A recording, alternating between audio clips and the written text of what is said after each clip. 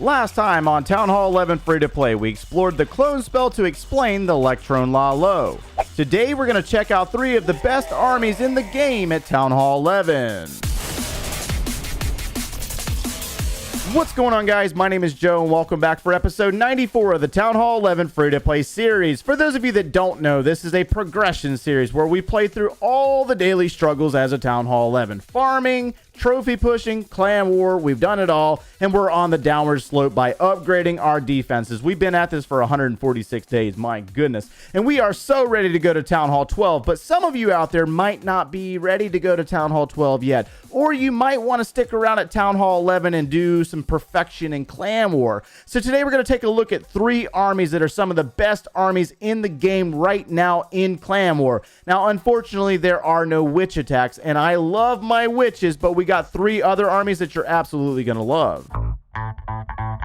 For our first attack, we got one here from Trent that is 13 dragons, earthquake spells, and lightning spells. Now, some of you out there might consider this to be more of a spammy style, no skill attack, but here's the deal. You got to understand building spacing in order to be accurate with your lightning spells. And if you don't understand the radius around those lightning spells, you're probably not going to be able to do this. And I would mess this up, man. I'm not even going to joke to you about this. I would probably just completely mess this up. So I want you to watch the spacing between the air defenses and the Inferno Tower, and he's going to drop 2 lightning spells in between both sides. So 2 right here on the right side of that Inferno Tower and 2 on the left side, basically touching the Inferno Tower 4 times and twice with the air defenses, and then he's going to drop the earthquake spell directly on top of that Inferno Tower and destroy all 3 buildings. The same thing is going to happen up here. Now, I mean, this is ridiculous right here.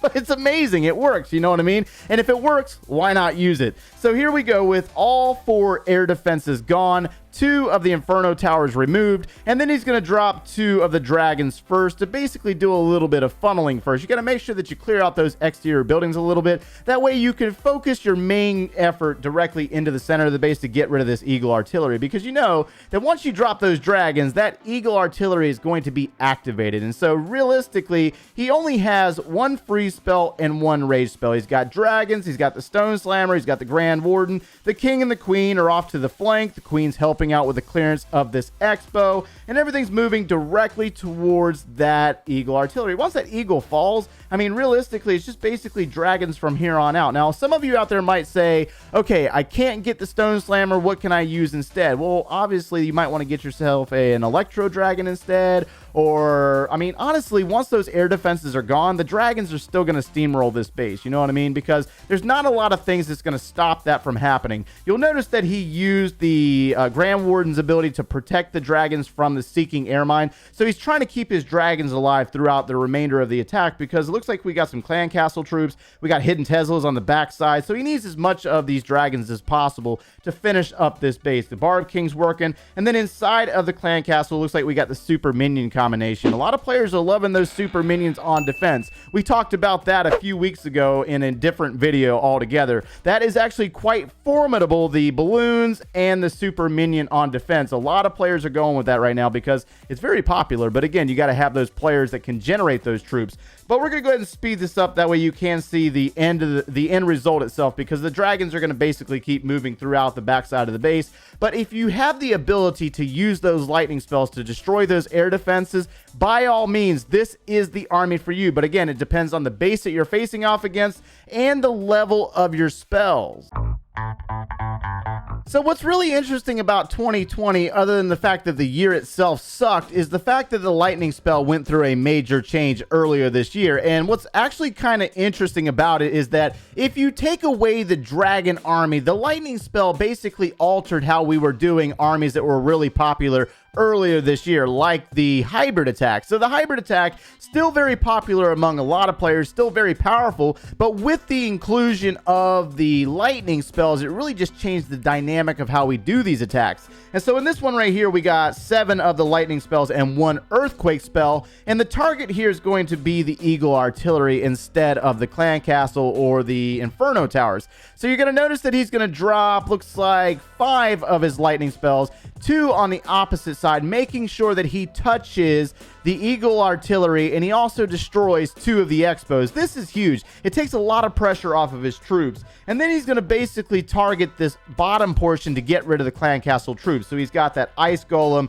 the Barbarian King, and the Baby Dragon. This is a very interesting base design. When that Ice Golem died, he dropped the poison spell to make sure he did damage to those balloons, the archer, as well as those super minions. The King's ability is going to be used, and the idea here is to make sure that we keep these troops inside of that poison spell radius, and then they will die. So that was realistically the intent made, and that's exactly what he wanted to do, is get rid of those clan castle troops. On the opposite side of the funnel, he's got the Archer Queen, and he's doing a little bit of walking. So in this case, Travesty's actually using the Queen Walk on the opposite side of the clan castle because they knew that inside of the clan castle was the super minions. Super minions versus the Queen Walk, it doesn't go very well. A lot of players are having problems with that, and so in order to combat that, he used the Barbarian King instead with the poison spell. All right, so now we have the siege barracks. Now I understand that not everybody can get these out there, but if you're in one of those clans where you have Town Hall 13s, this is a really good option because you can bring additional troops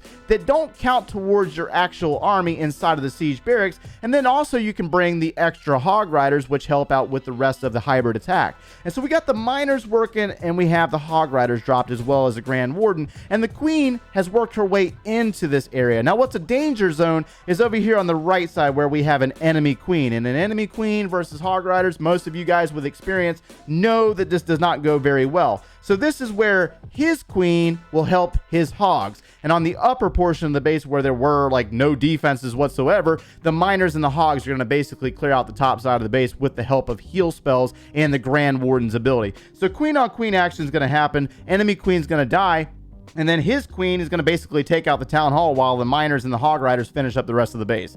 I mean, he made this base look like a punk, like a straight up punk, man. So we're going to go ahead and speed this one up. That way you can see the army for yourself, because there's really nothing else that's happening due to the player. The player's already expended all of his spells. He's expended all of his troops, and realistically, we're on cleanup now. So, I mean, phenomenal work here by Travesty.